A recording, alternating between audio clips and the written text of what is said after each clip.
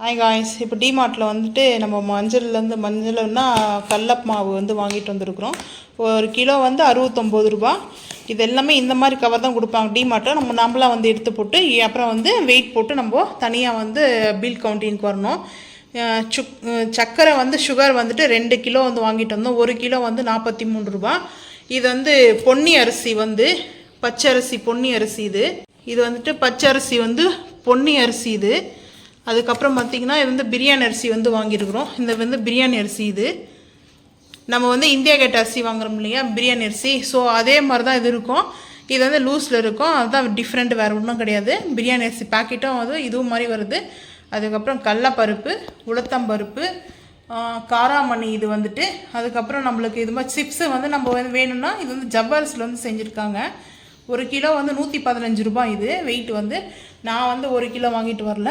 இது எவ்வளோ வெயிட்டுன்னு சரியாக நான் பார்க்கல, ஏன்னா வந்து கவர் வந்து இங்கே இருக்குது.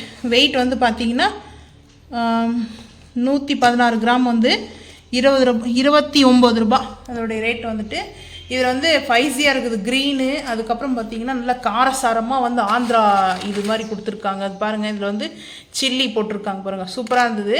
பொரிச்சு சாப்பிட்டாச்சு கொஞ்சம். அதுக்கப்புறம் வந்து பார்த்திங்கன்னா ஒயிட் சன்னா வந்து சன்னா மசாலா செய்கிறதுக்காக கடுகு வந்து லூஸில் வந்து வாங்கினேன்.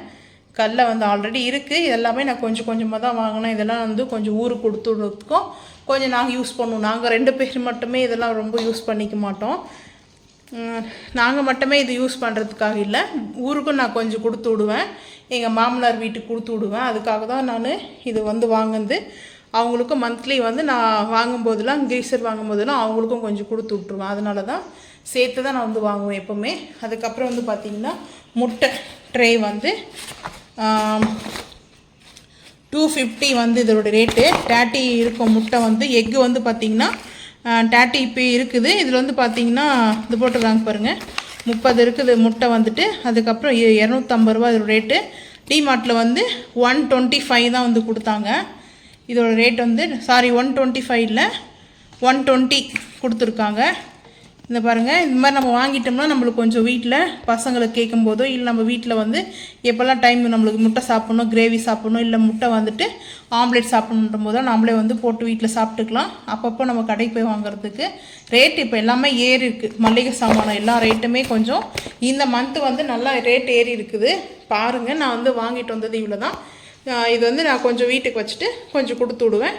உங்களுக்கு இந்த வீடியோ பிடிச்சா லைக் பண்ணுங்கள், ஷேர் பண்ணுங்கள், சப்ஸ்கிரைப் பண்ணுங்கள், பெல் ஐக்கானை கிளிக் பண்ணுங்கள். மறக்காமல் நம்ம சேனலை ஃபாலோ பண்ணுங்கள். தேங்க்யூ.